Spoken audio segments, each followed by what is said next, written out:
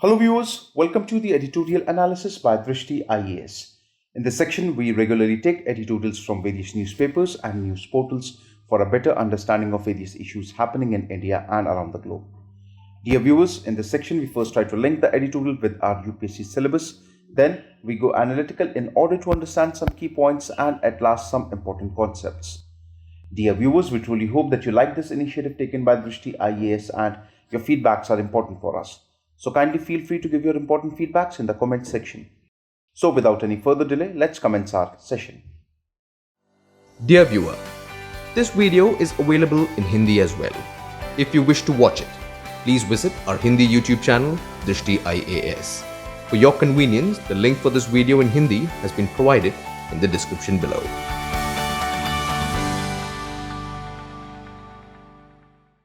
Today's editorial is taken from the Economic Times, published on 22nd of January 2021. The title of today's editorial is Farmers Be Sorted by Protestations.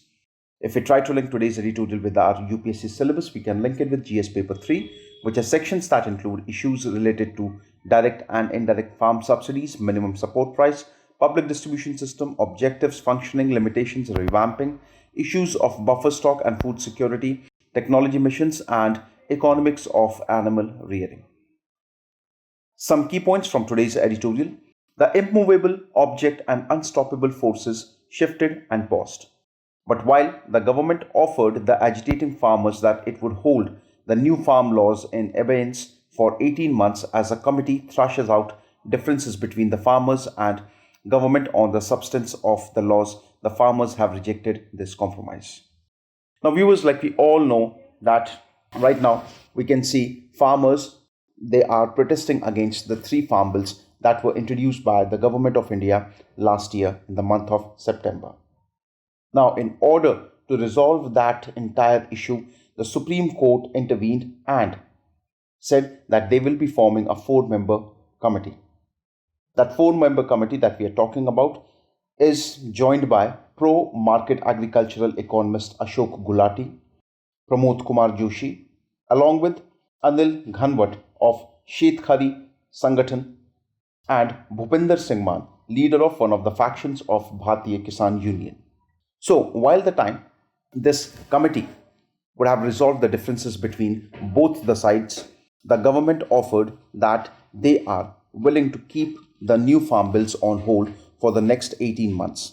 However, the farmers are still adamant, and the only thing that they are willing as of now is they want to completely finish these 3 new farm bills, and they are saying we are not going for a temporary rollback, but we want to completely eliminate this particular bills. Even the tractor rally the farmers have planned for Republic Day, a symbolic act that should have been withdrawn after Government of India's temporary rollback, remains rather inexplicably on schedule. Also, the farmers, they have declared that the tractor rally, which was supposed to happen on 26th of January, it will remain on schedule. Now, even though the government of India has come up with such an offer that they are willing to sit with the farmers, they are willing to sort out all the differences, they have decided that they will hold the farm bills for the next 18 months. Yet the farmers are very adamant in their attitude, and they want nothing but completely elimination of the 3 new farm bills. We urge Government of India to take independent actions to realize profitable crop diversification on the grounds in the major grain growing regions of Punjab and Haryana while the committee is at work. The Supreme Court also said that the Government of India should take some initiatives at their own, and they have to realize that what exactly could be various crop diversifications, especially in the regions where there is major grain output of India is coming from, such as Punjab and Haryana. Government has been told, has been instructed by the Supreme Court that they have to actually seek what all various crop diversification techniques or crop diversifications can be suggested to the farmers in the high grain growing regions of Punjab and Haryana, while the time committee is looking into the matter and could come up with something amicable or which is suitable for both the parties. the present scenario, we urge protesting farmers to not get besotted by their own protestation. See, a very clear warning has also been given by the Supreme Court. The Supreme Court is saying you cannot be so adamant in a democracy. Everybody has a right to come up with their reasons, to come up with their reasonings. They can also protest. But a complete situation where the farmers are uptight on their demand is that nothing shorter, nothing lesser than these three farm bills to be revoked completely by the government of India.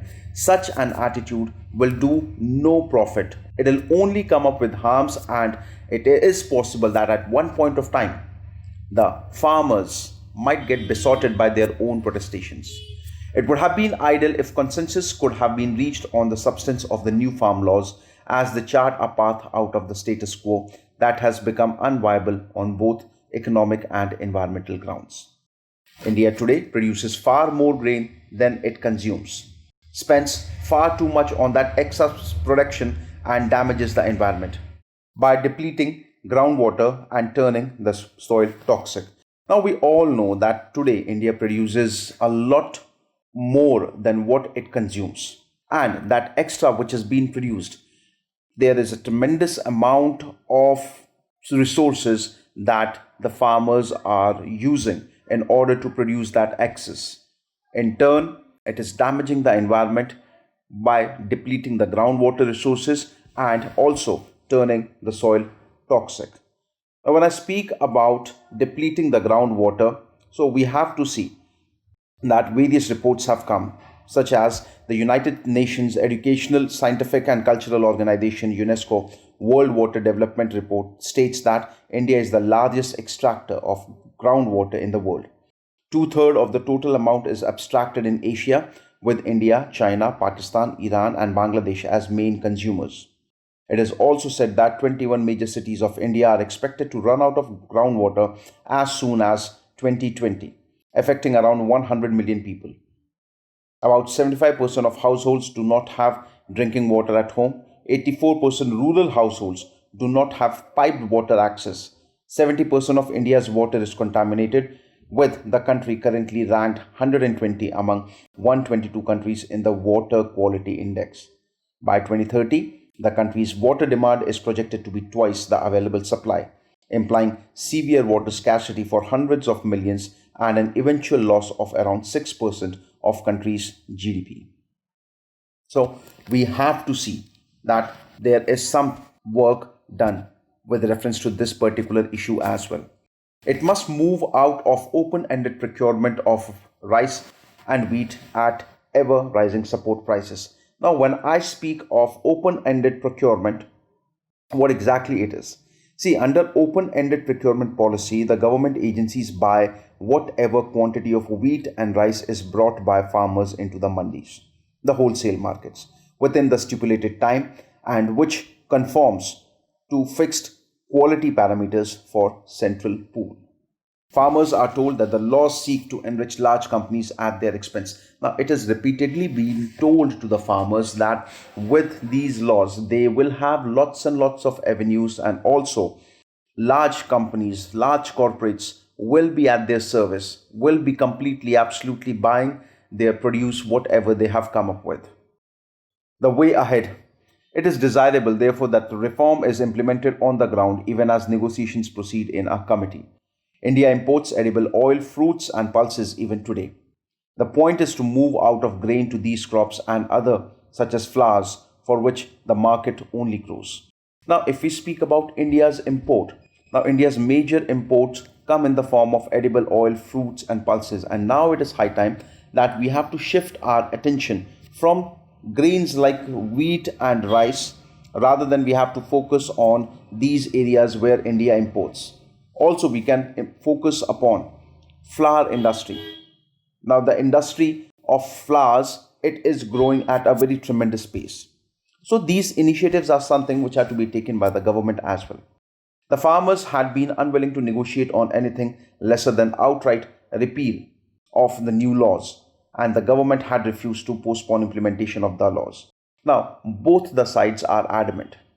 Farmers, like I said, they want nothing but outright repealing of these new laws, whereas government has absolutely refused that they will be postponing the implementation of the laws. However, the government has to come up with this idea that take your time, take another 18 months. We can work, we can sit together, we can talk, and we can discuss all the problems, all the issues that are associated with these farm bills.